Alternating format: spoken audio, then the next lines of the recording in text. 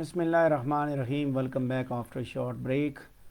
और अभी हम प्रोलॉग टू कैंटरबरी टेल्स का दूसरा हिस्सा भी डिस्कस करने जा रहे हैं।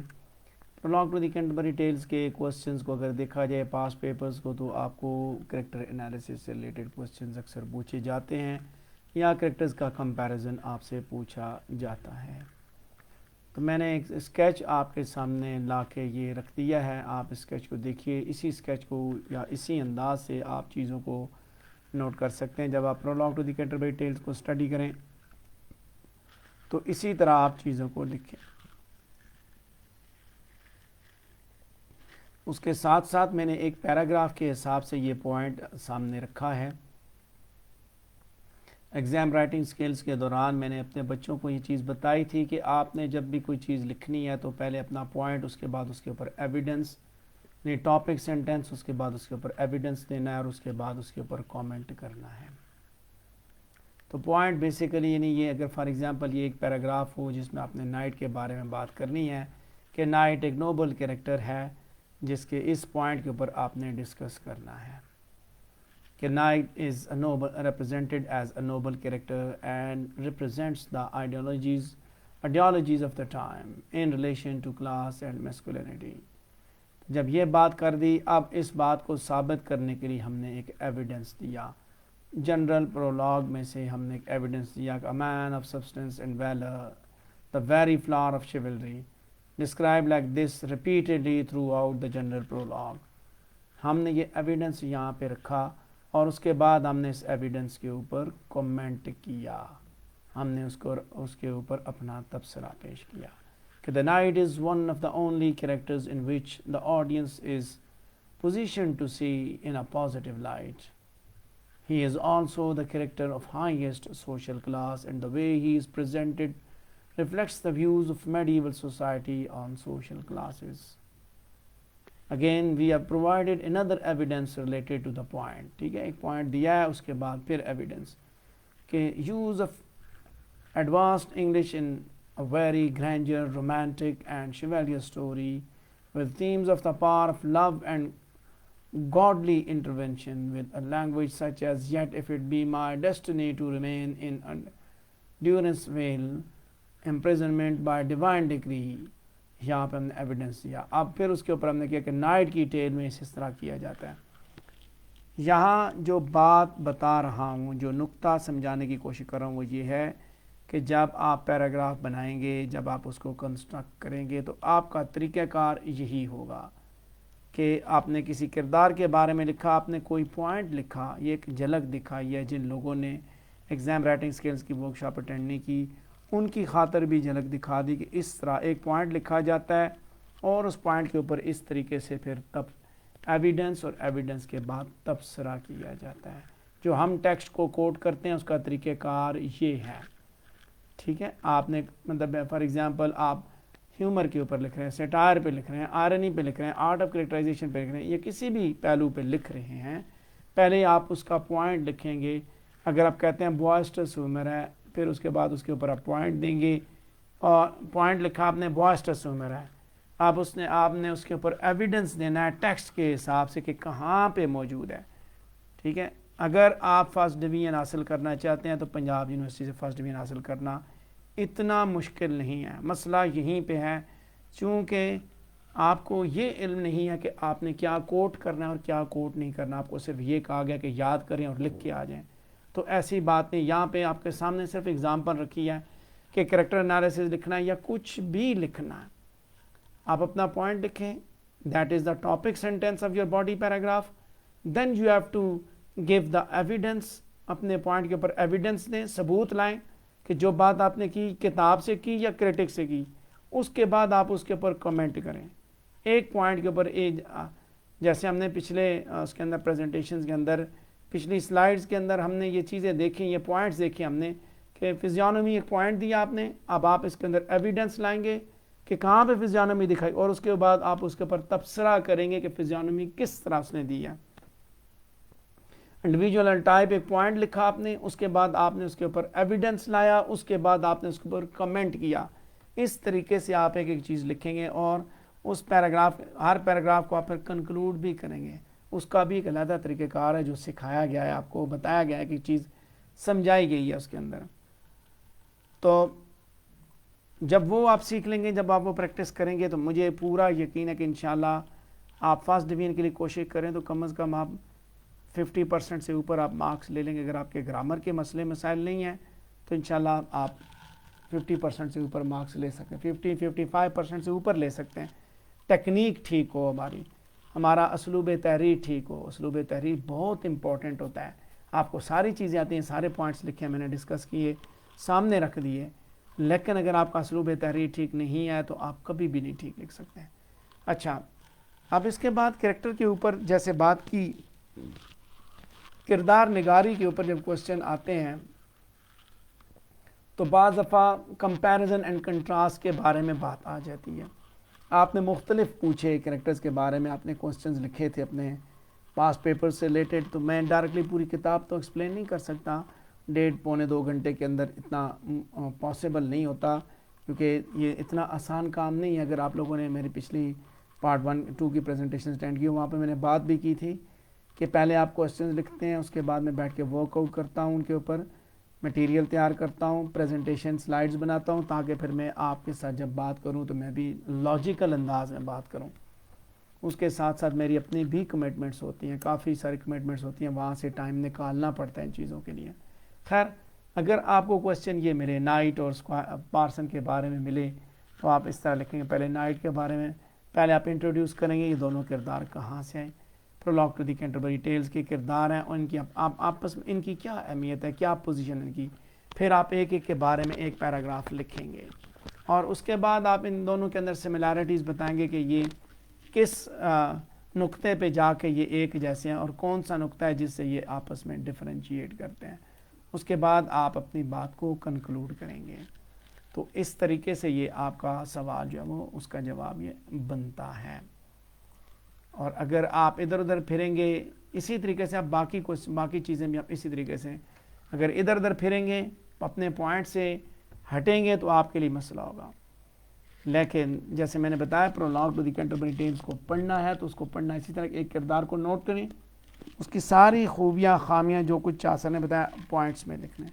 دوسرا کردار اٹھائیں، جو خوبیاں خامیاں جو باتیں جیفری چاسر نے بتائیں وہ آپ لکھ لیں. اس طرح جس کردار کے بارے میں وہ بتاتا گیا آپ اس طرح اپنے پاس پوائنٹ نوٹ کریں گے. پھر جب آپ سے پوچھا جائے تو کسی کو دوسرے کے ساتھ کمپیئر یا کنٹراسٹ کرنے کے بارے میں پوچھا جائے تو آپ آسانی سے بتا سکیں. ٹھیک ہے، باقی کتاب کو کھولنا پڑے گا. اگر میں ڈیٹیل سے بتانا شروع کر دوں تو کافی لمبا، یہ تقریباً کوئی 850 الفاظ پہ مشتمل ایک ٹاپک ہے، جس کو کوزے میں جس کا وہ دریا کو بند کرنا اتنا آسان نہیں ہوگا. کتاب پڑھی ہوگی تو مجھے یقین ہے کہ آپ کو خود بھی اندازہ ہو جائے گا کہ اس کے اندر کیا کیا چیزیں لکھی جا سکیں. لیکن طریقہ کار یہ اڈاپٹ کرنا ہے. ٹھیک ہے، طریقہ کار جب یہ اڈاپٹ کریں گے، ٹاپکس انٹروڈیوس کریں گے، انٹروڈکشن، جنرل انٹروڈکشن، اسپیسیفک اور ویری اسپیسیفک میں دونوں کرداروں کے بارے میں بات کی، تیسری اسٹیٹمنٹ بنائی، پھر ایک ایک پوائنٹ لکھا. ٹھیک ہے، اسی انداز سے پھر آپ نے ان کو بیان بھی کرنا ہے. اب یہی کرداروں سے ریلیٹڈ باقی کوسچنز بھی آپ نے پوچھے، وہی طریقہ کار اڈاپٹ کرنا ہے جو میں نے شروع میں دیا. میں نے کہا آپ نے یہ خوبی لکھی کہ یہ خوبی ہے اس کے اندر، آپ ایویڈنس لائیں. یہ خامی ہے اس کے اندر، آپ ایویڈنس لائیں. یہ ایسے لباس پہنتا ہے، ایویڈنس لائیں. یہ ایسا دکھتا ہے، ایویڈنس لائیں. پھر اس کے اوپر کمنٹ کریں، اپنا تبصرہ، اپنا پوائنٹ آف ویو پیش کریں، ورنہ بات نہیں بنے گی. ادھر ادھر کی باتیں نہیں کرنی، سویپنگ سٹیٹمنٹس نہیں دینی.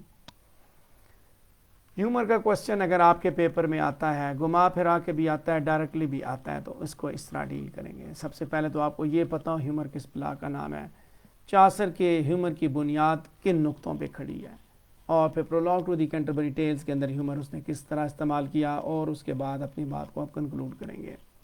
میں نے سارے کے سارے سوال کا جواب یہاں پہ پوائنٹس کی صورت میں رکھ دیا ہے. اب آپ نے اس کو بیان کرنا ہے، اس کو ایکسپلین کرنا ہے. یہ اب آپ کی کورٹ میں بال آ جاتی ہے، آپ اس کو کس طرح ڈیل کرتے ہیں. جیفری چاسر کے اس کوسچن کو ڈیل کرتے ہوئے سب سے پہلے تو آپ یہ دیکھیں ہیومر کیا چیز ہے.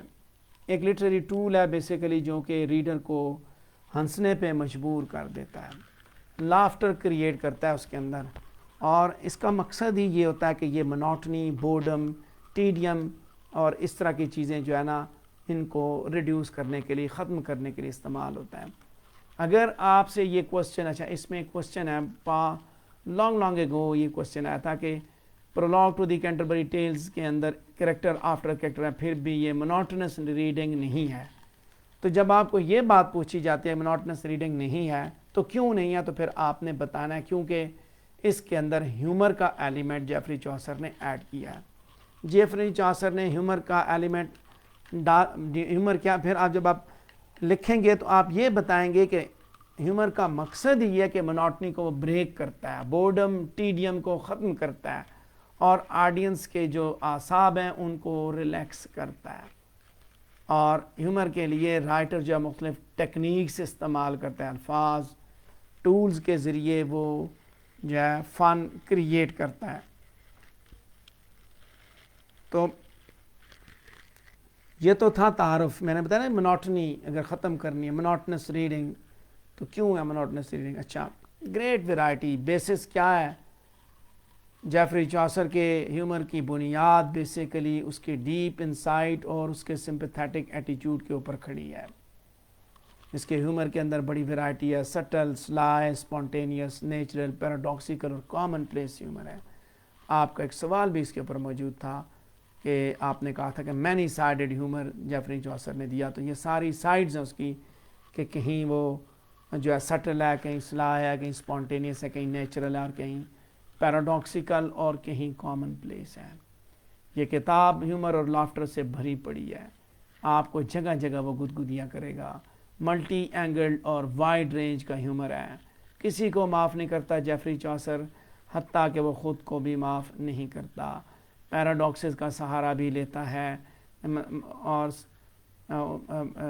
لافٹر اور اسمائل کے لیے کرداروں کو ڈسکرائب کرتے ہوئے بھی وہ اس انداز سے مزاح کا ایلیمنٹ لے کے آتا ہے. پیتھوس کا ایلیمنٹ بھی اس کے اندر موجود ہے، یعنی کہ لافٹر اور اسمائل دونوں چیزیں آپ کو ملتی ہیں. اس کے ساتھ ساتھ ارریزسٹیبل لافٹر ہے. فزیکل پیکولیرٹیز کو دیکھیں کرداروں کی، ان کے ڈریس کو دیکھیں، اس سے بھی لافٹر پیدا ہوتا ہے. اس کے ساتھ ساتھ سلائی ہیومر ہے، یعنی کہ یہ ہیومر بیسیکلی کس طرح کا کہ کرداروں کی ویکنسز کو ریویل کرنے کے لیے اس نے استعمال کیا. جب آپ مینی سائیڈڈ ہیومر کی بات کریں گے تو آپ کو یہ پتا ہو کہ اس کے اندر تین چیزیں بڑی زیادہ موجود ہیں. ایک بوائسٹرسنیس یعنی کہہ کے لگانے والا، دوسرا وٹ، پیراڈاکسیکل اور موکنگ کوالٹی والا ہیومر، تیسرا سیٹائر، طنز سے بھرپور ہیومر. یہ تینوں چیزیں جیفری چوسر کی اس کتاب کے اندر آپ کو ملتی ہیں. اب ڈیپلی آپ دیکھیں گے، آپ نے اگزامپلز اس کے اندر دکھانی ہے، ٹھیک ہے. اور یہ اس کے اوپر جو ہے نا ایک ایلبر ایک کرٹک تھا جس نے جیفری چوسر کے مینی سائیڈڈ ہیومر کے اوپر اس نے کامنٹ کیا تھا کہ in the literature of his humour in the literature of his time when so few poets seem to have any perception of the fun in life, the humor of Chaucer is invigorating and delightful. Wife of Bath کو دیکھیں، partner کو دیکھیں، summoner کو دیکھیں، Clarke کو دیکھیں، ڈیلائٹفل اور انویگوریٹنگ humour موجود ہے. اس کے ساتھ ساتھ جیفری چوسر کے ہیومر کے اندر اسپونٹینٹی بھی ہے، ٹھیک ہے، یعنی کہ نیچرل ہے وہ، اور یہی طریقہ ایک چیزوں کو جس طرح دیکھتا ہے اسی طرح بیان کرتا ہے. ڈیلیبریٹڈلی وہ نہیں دکھاتا مزاحیہ انداز میں. وہیں ساتھ ساتھ یہ امپارشل بھی ہے، اپنی پسند یا ناپسند سے بالا تر ہو کے وہ ہیومر جو وہ کریٹ کرتا ہے. اور ٹالرنٹ ہے، برداشت کرنے والا. ایسا نہیں ہے کہ آپ اس کے ہیومر کی وجہ سے آپ بھی غصہ ہو جائیں. اس کے اندر سمپتھی، اپنے کرداروں کے لیے ہمدردی موجود ہے، اور وہی ہمدردی آپ دیکھ بھی سکتے ہیں. اور ہیومر جو ہے فار سیک آف ہیومر اس نے کیا، جو کہ اس کے آرٹسٹک ایکسپریشن کا ہی بیسیکلی ایک سورس ہے جس کو وہ استعمال کرتا ہے. جینرس سمپتھی، براڈ مائنڈڈنیس کے ذریعے جیفری چوسر نے اپنی یہ outcome the prologue to the Canterbury Tales اس نے لکھی.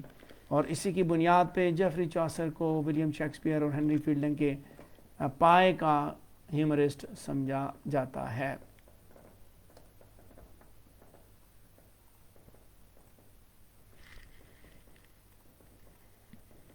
آگے بات کرتے ہیں ماڈرنٹی کے کوسچن پہ. جیفری چوسر کی اس کتاب کے اندر ماڈرنٹی کا اسپیکٹ کہاں پہ ہے؟ जेफरी, यहीं साथ साथ मैं मेडिवल एंड मॉडर्न पोइट की बात भी कर दूंगा कि जेफरी चॉसर का एक क्वेश्चन ये भी आता है, medieval and modern poet. So medieval और मॉडर्न के हिसाब से जब आप देखेंगे तो आप रेनेसेंस और मेडिवल एरा के साथ उसको कंपेयर करेंगे, और जब आप सिंपल उसको मॉडर्न पोइट कहेंगे, यूनिवर्सल अपील की बात करेंगे कि आज भी उसके अंदर कुछ चीज़ें ऐसी मौजूद हैं, तो फिर आप उसको दूसरे पैरा में एज अ मॉडर्न पोइट आप देखेंगे। तो खैर मैंने यूनिवर्सल अपील का एस्पेक्ट पहले भी डिस्कस किया, आगे भी डिस्कस करेंगे। अभी सिर्फ हम इसके मॉडर्न पोइट के हिसाब से देखते हैं कि जेफरी चॉसर ने जिस ज़माने में पोइट्री लिखनी शुरू की, अगर उसको देखा जाए तो जेफरी चॉसर जो है उसके बारे में ये कहा जाता है कि वो अपने ज़माने के पोइट्स के अंदर उसके ज़माने के पोइट्स उसे मॉडर्न समझते थे, और मॉडर्न एरा के पोइट उसे मेडिइवल समझते थे। He was a मेडिइवल among the modern and modern among the मेडिइवल्स। So basically Jeffrey Chaucer renaissance और मिडिल एजेस के दरमियान एक पुल का किरदार अदा करता है। इसी वजह से इसको इंग्लिश लिटरेचर का बानी भी समझा जाता है। बानियान के बानी होने के नाते कुछ ऐसे एलिमेंट्स उसकी पोइट्री के अंदर हैं जो कि उसको मॉडर्न टच देते हैं, जिसमें सबसे पहली चीज़ ये कि इसकी पोइट्री के अंदर ऑब्जर्वेशन और रियलिज्म का एलिमेंट मौजूद है, जो कि रेनेसेंस पोइट्री की खूबी है। इसके अलावा ऑब्जेक्टिविटी और डिटैचमेंट का एलिमेंट भी मौजूद है। जेफरी चॉसर जो है वो एक ग्रेट ऑब्जर्वर पेंटर था। अपने किरदारों को उसने prologue to the Canterbury tales के अंदर इसी अंदाज से अपनी माइन्यूटेस्ट ऑब्जर्वेशन के ज़रिए उसने दिखाया, रियलिस्टिक तस्वीर दिखाई। इसीलिए उसे कहा जाता है कि as the seeing I, the retentive memory, he has the seeing eye, the retentive memory, the capacity to select and the capacity to expound. So ये सारी चीज़ें, सारे एलिमेंट इसके अंदर मौजूद हैं। इसके बाद इसी क्वेश्चन को अगर आप डील करते हैं सीइंग आई, रिटेंटिव मेमोरी के साथ साथ मॉडर्न पॉइंट होते हुए ऑब्जेक्टिविटी और डिटैचमेंट भी है कि वो किसी चीज़ के ऊपर वो अपनी ज़ाती पसंद या नापसंद का लेबल नहीं चढ़ाता, बल्कि वो अपनी थिंकिंग के हिसाब से नहीं देखता, बल्कि जिस तरह जो कुछ नज़र आता है उसी तरह दिखाता है। ऑब्जेक्टिविटी और डिटैचमेंट इसी को कहा जाता है कि अपनी ज़ात से बालातर हो के वो चीज़ें बयान कर रहा है। इसके बाद आगे देखते हैं रेनेसेंस, कि ये भी उसका बीइंग अ मॉडर्न पोइट, ये भी उसकी खूबी है कि उसके इंडिविजुअल कैरेक्टराइजेशन के ऊपर रेनेसेंस ने फोकस किया। तो यहाँ जेफरी चॉसर ने भी अपनी किताब के अंदर किरदारों को, उनके अंदर जो उनकी इडियोसिनक्रेसीज है उनके ज़रिए उसने दिखाया। जेफरी चॉसर से पहले मिडिल एजेस के अंदर ह्यूमर का इस्तेमाल नहीं किया जाता था। जेफरी चॉसर ने आके लिटरेचर के अंदर ह्यूमर, और ना सिर्फ ह्यूमर बल्कि सिंपैथेटिक और टॉलरेंट ह्यूमर का इस्तेमाल किया, जो कि बाद में आने वाले जो लिटरेचर का खासा बना, उनकी खूबी बनी। जेफरी चॉसर की पोइट्री के अंदर ह्यूमन इमोशंस का एलिमेंट मौजूद है। उसकी पोर्ट्रेट्स जो है वो ऑल एजेस से उनका तल्लक है, हर ग्रुप और हर नेशन के साथ तल्लक है। हम उनके जिन किरदारों को हम का सामना करते हैं वो किरदार हमें अपनी ज़िंदगी में नज़र आते हैं। ड्रामेटिक एलिमेंट भी जेफरी चॉसर की एक खूबी है एज अ मॉडर्न पोइट, जिसके अंदर डायलॉग्स, कॉन्फ्लिक्ट और कैरेक्टराइजेशन, सेटिंग जैसी एलिमेंट हैं। इसके जेफरी चॉसर के बारे में AC वार्ड ने कहा था कि बॉर्न ड्रामेटिस्ट, यानी कि वो ना सिर्फ एक अच्छा नैरेटर है बल्कि एक ड्रामेटिक जीनियस भी है। डायलॉग्स भी उसने दिखाए, कैरेक्टर्स भी दिखाए, सेटिंग्स भी उसने दिखाई। सो इन्हीं चीज़ों के बेस पे, जैसे मैंने बताया कि जेफरी चॉसर को मेडिवल एंड मॉडर्न इसलिए कहा जाता है कि उसके अंदर कुछ मेडिवल की खूबियाँ, कुछ मॉडर्न्स की खूबियाँ हैं। लेकिन जब आप उसको मॉडर्न कहेंगे तो मॉडर्न उसको रेनेसेंस के हिसाब से कहेंगे, यानी कि वो अपने ज़माने के अंदर, अपने ज़माने का नहीं, आने वाले ज़माने का पोइट था। जितनी भी खूबियाँ, realism, कैथोलिसिटी of humour, renaissance spirit और स्टाइल, ये सारे के सारे बेसिकली मॉडर्निज्म के प्रोमिनेंट फीचर्स हैं। क्रिटिक्स ने जब कहा कि if you take 30% of Goldsmith, 50% of fielding and 20% Walter Scott and वाइटलाइज this compound with the spirit of 14th century, perhaps we should get fairly near to another Chaucer. Critic ने ये कहा था कि अगर गोल्डस्मिथ का 30%, फील्डिंग का 50% और Walter Scott का जो 20% लिटरेचर है, इन सब को मिक्स किया जाए तो हमें कुछ इस तरह का मरकब मिलेगा जो कि बिल्कुल जेफरी चॉसर की तरह है। जो कुछ जेफरी चॉसर ने लिखा, हमें वो उस तरह का काम मिलेगा। ٹھیک ہے. ماڈرنٹی جب آپ ڈسکس کریں گے تو یہی پوائنٹ اسی طرح لے کے چلیں گے. اور پھر اگین وہی بات کر رہا ہوں کہ جب آپ لکھیں گے, جب آپ تبصرہ کریں گے, کامنٹ کریں گے, تو آپ پھر اس کے اوپر آپ ایویڈنسز لے کے آئیں گے. جو پوائنٹ بتائیں گے اس کے اوپر آپ اپنا ایویڈنس لے کے آئیں گے. اس کے بعد اگلا جو ٹاپک ہے یونیورسل اپیل کا, a story for all ages, اور یہ ہمارا آخری ٹاپک ہے prologue to the Canterbury tale سے ریلیٹڈ. اس سے ریلیٹڈ آپ کے 2 کوسچنس ہیں جن کو میں ڈسکس کرنے جا رہا ہوں. ایک کوسچن یہ تھا کہ how does Chaucer create interest for the modern readers in 14th century English characters. Elaborate your answer with reference to at least 4 of his characters in prologue. Chaucer's world is different from yet similar to our own discuss. یعنی modernity کی بات کی جا رہی ہے, means universal appeal کی بات کی جا رہی ہے. تو انڈیڈ جیفری چاسر کی prologue to the Canterbury Tales basically سارے زمانوں کی داستان ہے. تو آپ نے 3 کرداروں کے ذریعے بتانا ہے. میں نے 3 رکھے, آپ نے 4 کے ذریعے بتانا ہے. وہ 3 یا 4 کے ذریعے کس طرح آپ نے بتانا ہے. میں نے آپ کو کریکٹر سکیچ کا بتایا کہ کردار آپ کو کیسا نظر آیا, آپ نے وہ چیزیں دیکھنی ہیں اور اس کے حساب سے اس کے اندر یونیورسل اپیل نکالنی ہے. ایویڈنس لانا ہے کہ یہ چیز آج بھی موجود ہے. کلارک آف آکسفورڈ اس طرح کے موجود ہیں, وائف آف باتھ لبرل عورتیں اس طرح کی موجود ہیں, پارسن اس طرح کے موجود ہیں, اسکوائر اس طرح کے موجود ہیں. کون کون موجود ہے آپ دکھائیں گے. اگر آپ کہتے ہیں کہ موجود ہیں تو پھر آپ اس کے اندر ایسی کوئی خاص بات بتائیں گے جس کے مطابق وہ چیز جو آپ کے اس پوائنٹ کے ساتھ مطابقت رکھتی ہے. سو جب آپ prologue to the Canterbury Tales کو ایز این اسٹیٹ سیٹائر دیکھتے ہیں تو جیفری چاسر جو ہے وہ 3 ٹریڈیشنل اسٹیٹس کو طنز کا نشانہ بناتا ہے. 3 میجر کلاسز جو ہے جن میں کلرجی, نوبلٹی اور پیزنٹری جو ہے جن پہ مشتمل ہے. سو اسٹیٹ سیٹائر, یہ تینوں اسٹیٹس کے اوپر اس نے طنز کیا. جیفری چاسر نے کلرجی اور انٹلیکچوئلز کے جو وینٹی اور گریڈ تھی اس کو طنز کا نشانہ بنایا, اور اس کے ساتھ ساتھ ایون اس نے اپنے آپ کو بھی معاف نہیں کیا کہ مائی وٹ از شارٹ یی مے ویل انڈرسٹینڈ. سو جیفری چاسر جو ہے وہ پلے فل اور لائٹ ہارٹڈ ٹون کے ذریعے ہر ایک کو طنز کا نشانہ بناتے ہوئے آگے بڑھتا ہے. سو کچھ ایسے کردار اس کے اندر موجود ہیں کہ جو اس وقت بھی دیکھے جا سکتے ہیں اور آج بھی دیکھے جا سکتے ہیں. جیسے فرائر کو اگر آپ دیکھیں, اس کی مثال لے لیتے ہیں. ایک شارلٹن ہے, professing to be a humble servant of God, وعدے لگاتا ہے, نعرے لگاتا ہے کہ وہ بہت اچھا مذہبی آدمی ہے, لیکن اندر سے وہ کیسا ہے. آپ کو ایسے لوگ ملیں گے. یہیں پہ یعنی کہ ایک ایگزامپل جو ہے نا وہ جم بیکر اور جمی سویگرٹ کی ایگزامپل بھی کرسچن جو ریلیجن ہے اس کے اندر ہے کہ اسی طرح کے کردار ہیں, اسی طرح کا کنڈکٹ ان کا بھی تھا. اس کے بعد اسکوائر کو دیکھیں جس کی پرسنالٹی آپ کو تھرو آؤٹ دا ایجز نظر آتی ہیں. اب اس کا باپ نائٹ جو ہے وہ ہی is not at home from one battle another, ٹھیک ہے, ایک جنگ سے دوسری جنگ وہ لڑتا چلا آ رہا ہے.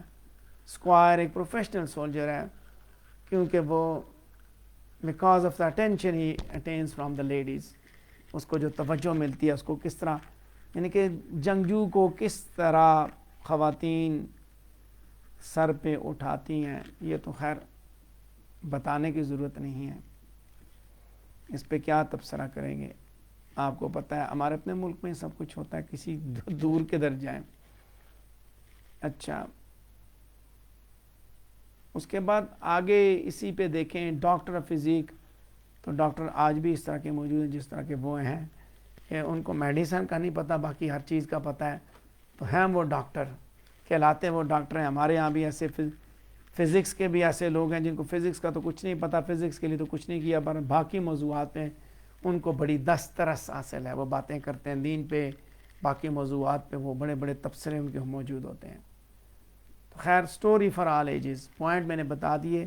انٹروڈیوس کریں گے کہ کس طرح ہے, پھر ڈسکس کریں گے ایویڈنسز کے ساتھ.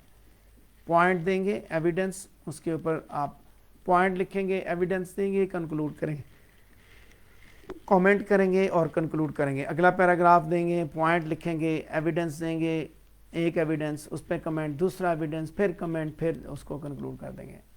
جہاں جس چیز کا ایویڈنس دینا ہے وہ ٹیکسٹ میں سے دینا ہے، اور اپنی بات کو اتھینٹیکیٹ کرنے کے لیے کرٹک کو کوٹ کرنا ہے۔ یہاں یہ بات بتا دوں، کرٹک کوٹ کرنے کے لیے آپ کرٹک کو کوٹ کس لیے کیا جاتا ہے؟ اپنے سٹینس کو مضبوط کرنے کے لیے، ثابت کرنے کے لیے۔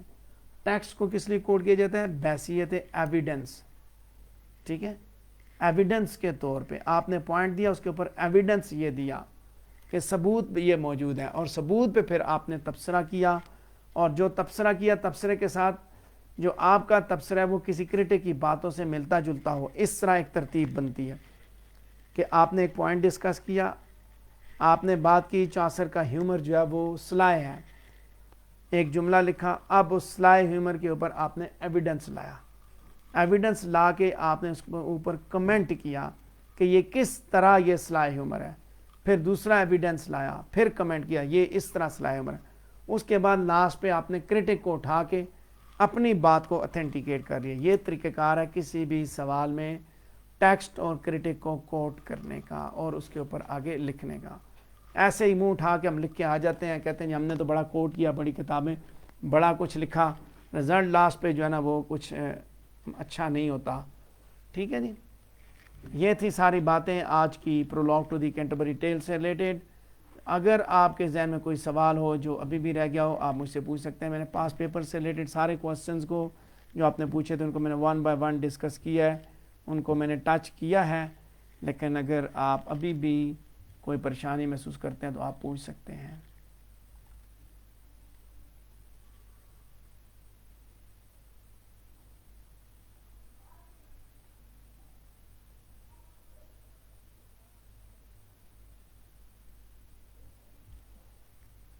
تو اسی کے ساتھ یہ لائیو ویڈیو براڈ کاسٹ بھی کمپلیٹ ہوئی۔ آپ کے حاضری کا بہت بہت شکریہ۔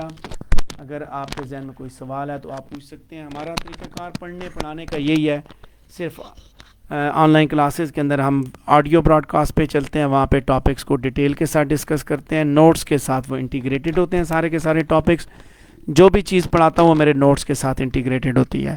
اور اس کے بعد لاسٹ پہ یہ جو سلسلہ، یہ سیشن لاسٹ پہ ہوتا ہے کہ ہم پاس پیپرز کو ڈیٹیل کے ساتھ اسی طریقے سے ڈسکس کرتے ہیں۔ جہاں ویڈیو کی ضرورت ہوتی ہے وہاں ویڈیو دی جاتی ہے، ورنہ سارے کے سارے لیکچرز جو وہ ریکارڈڈ فارم میں اسٹوڈنٹس کو پرووائڈ کیے جاتے ہیں تاکہ وہ ایک ایک چیز کو سمجھے۔ گوگل کلاس روم میں ایڈ کر کے اور اس چیز کو انشور کیا جاتا ہے کہ وہ چیزیں سیکھیں۔